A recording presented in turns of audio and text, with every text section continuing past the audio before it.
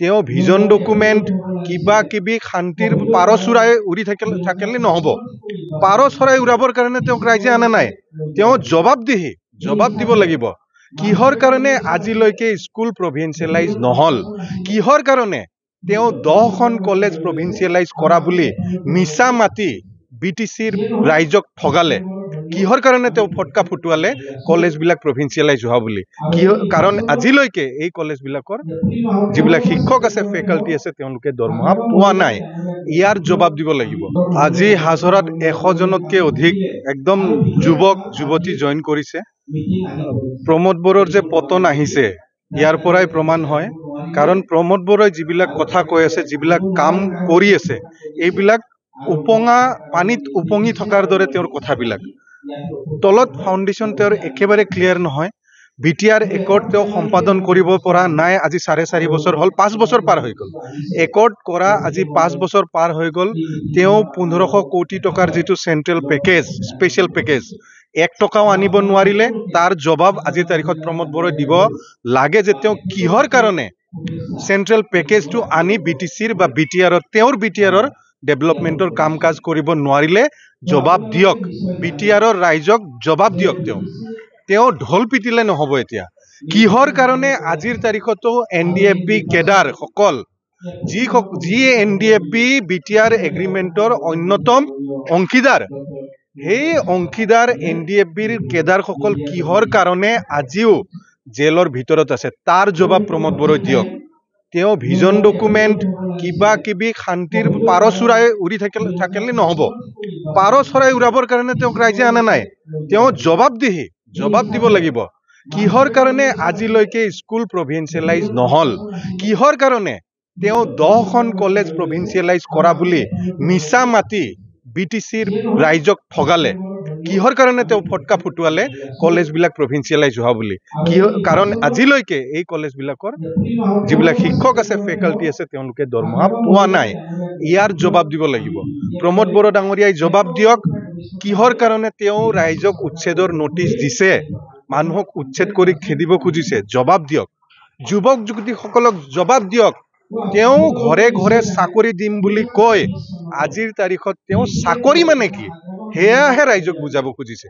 সেইটো জবাব দিয়ক। কিহৰ কাৰণে ল'ৰা ছোৱালীয়ে চাকৰি পোৱা নাই, যুৱক যুৱতীয়ে চাকৰি পোৱা নাই, ঠিকাদাৰসকলে কিয় কাম পোৱা নাই BTCত, কিহৰ কাৰণে নলবাৰী, গুৱাহাটী, যোৰহাট, বিলাসীপাৰা, গুজৰাট, দিল্লীৰ ঠিকাদাৰে আহি BTCত কাম কৰি আছে, কিহৰ কাৰণে। তেওঁ এতিয়া জবাব দিয়াৰ সময়। আজি তেওঁ ভিজন ডকুমেণ্টৰ কথা কয়। 2020 চনত এটা ভিজন ডকুমেণ্ট আনি এটা প্ৰতিশ্ৰুতি পালন নকৰাকে তেওঁ আৰু এটা ছেকেণ্ড ভাৰ্চন ভিজন ডকুমেণ্ট আনি ৰাইজক আৰু বুৰ্বক বনাব ভাবিছে। ৰাইজটো বুৰ্বক নহয়, ৰাইজে চব চাই আছে, ৰাইজে বুজিছে। ৰাইজে হাগ্ৰামা মহিলাৰী ছাৰক পুনৰাই BTCত চিফ হোৱাটো বিচাৰিছে। যোৱাবাৰে হাগ্ৰামা মহিলাৰীক সৰ্বাধিক আসন দিছিল। যোৱাবাৰ 17খন আসন হাগ্ৰামা মহিলাৰীক দিছিল। তেওঁ 12খনহে পাইছিল। প্ৰমোদ বড়ো ডাঙৰীয়াই 12খন পাইছিল। তাৰপিছত লিলি হোটেলত নানান ষড়যন্ত্ৰ কৰি চৰকাৰ বনাইছে। গতিকে হাগ্ৰামা মহিলাৰীক পুনৰাই BTCৰ চিফ হিচাপে BTC ৰাইজে, সকলো প্ৰকাৰৰ ৰাইজে বিচাৰিছে। গতিকে 25ৰ নিৰ্বাচনটো আমি অপেক্ষা কৰি আছো।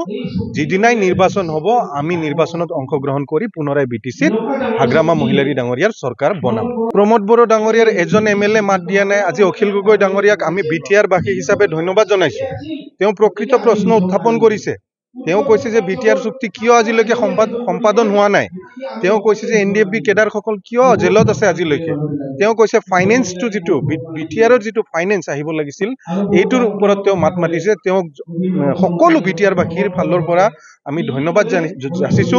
কিন্তু যিটো এছেম্বলিত আজিৰ তাৰিখত অসম বিধানসভা বহিছে, এই এছেম্বলিটো BTC হাগ্ৰামা মহিলাৰী ডাঙৰীয়াৰ চুক্তি, BTC চুক্তি মতে অহা এছেম্বলি। আজিৰ তাৰিখত প্ৰমোদ বড়ো ডাঙৰীয়াৰ যদি অলপমানো কৃতজ্ঞতা থাকিল হয়, তেতিয়া এই এছেম্বলি হোৱাৰ আগে আগে হাগ্ৰামা মহিলাৰী ডাঙৰীয়াক মাতি নি ৰাজহুৱাভাৱে সকলোৰে আগত সম্বৰ্ধনা জনাব লাগিছিল।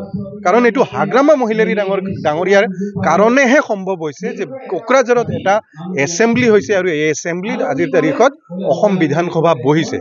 গতিকে ইমান যিটো ডাঙৰ কথা এয়া কাৰ কাৰণে আজি সম্ভৱ হ'ল ইয়াৰ কাৰণটো আৰু মেইন যিটো নিৰ্মাতা বিটিচি নিৰ্মাতা হাগ্ৰামা মহিলাৰীৰ কাৰণেহে এয়া সম্ভৱ হয় কিন্তু প্ৰমোদ বড়ো ডাঙৰীয়াই একেবাৰে অকৃতজ্ঞ হৈ ফেলে কোনো ধৰণৰ কৃতজ্ঞতা প্ৰকাশ নকৰিলে হাগ্ৰামা মহিলাৰী ডাঙৰীয়াক গতিকে আমি আশা কৰোঁ যে প্ৰমোদ বড়ো ডাঙৰীয়াই অলপমান হ'লেও কৃতজ্ঞতা প্ৰকাশ কৰিব লাগে এই ক্ষেত্ৰত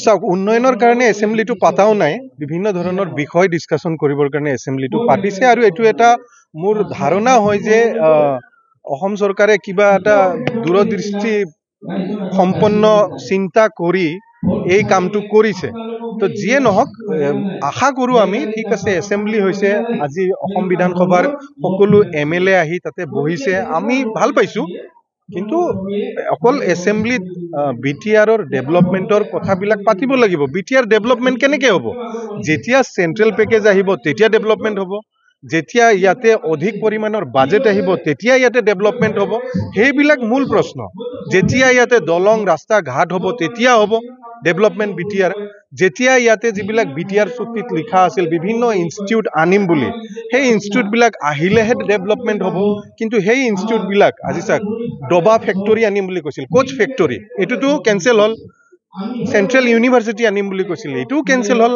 আৰু হাজাৰ হাজাৰ মানে টকাৰ কিবা কিবি পেকেজ আনিম ইনষ্টিটিউট আনিম বুলি যিবিলাক BTR চুক্তিত লিখা আছিল এইবিলাক চব কেঞ্চেল হৈছে